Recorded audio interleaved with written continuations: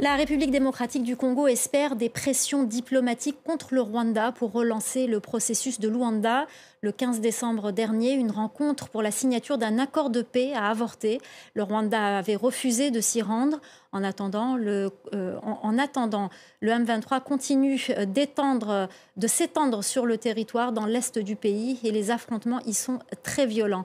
Interview avec la ministre des Affaires étrangères de la RDC, Thérèse Wagner, au micro de notre correspondante Aurélie Bazara-Kibangula.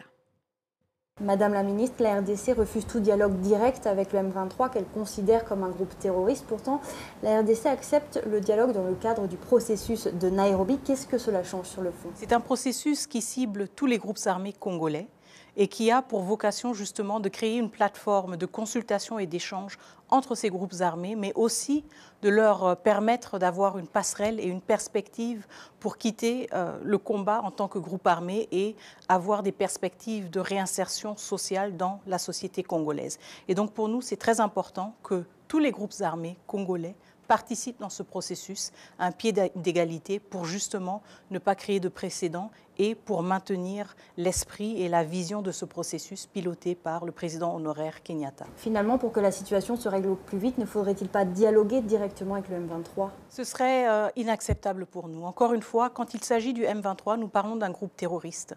Un groupe armé qui a participé, si pas été en première ligne dans le massacre de Kichiché. Un groupe armé qui bombarde des camps de déplacés, qui pille les ressources naturelles et qui facilite l'accès aux troupes armées, aux troupes des forces armées rwandaises qui, elles, violent l'intégrité territoriale de la République démocratique du Congo. En tant que pays, nous venons de très loin. Nous avons eu à gérer la problématique des groupes armés déjà plusieurs fois et nous ne voulons pas retourner en arrière dans ce chapitre sombre de notre histoire dans lequel plutôt on récompensait des postes, on récompensait de l'influence politique juste à cause de la violence et à cause du caractère justement nocif de certains groupes armés. Vous demandez également le renouvellement du mandat de la MONUSCO, un mandat renforcé. Pourtant, votre prédécesseur, Christophe Lutundula, il y a quelques mois, demandait plutôt un départ accéléré. Comment on explique ce revirement? Alors, je pense que ça peut être perçu comme un paradoxe, mais nous avons, ensemble avec la MONUSCO, réfléchi sur comment maintenir l'élan du départ de la MONUSCO. Il est clair que pour la République démocratique du Congo, la MONUSCO doit rester dans l'élan de son départ. Il est aussi clair que la situation actuelle au Nord Kivu ne permet pas un tel départ de manière anticipée, comme nous l'avons anticipé.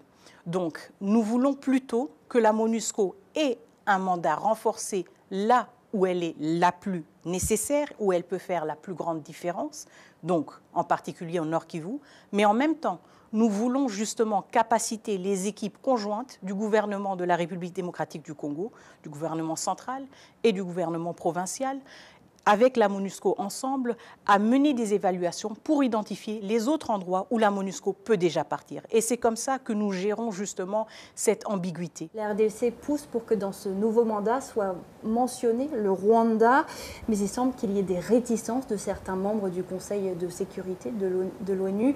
Comment expliquez-vous ces réticences?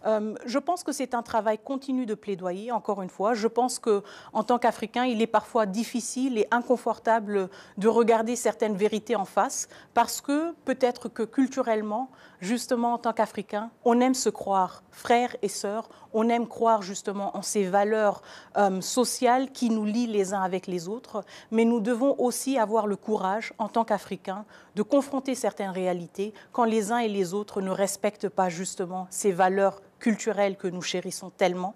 Et c'est pour cela qu'il est important aussi que les pays africains, membres du Conseil de sécurité, aient le courage, pas seulement en tant que pays africain, mais en tant que membres du Conseil de sécurité, pas d'être du côté de la République démocratique du Congo, mais d'être du côté du mandat des Nations Unies, de la Charte des Nations Unies.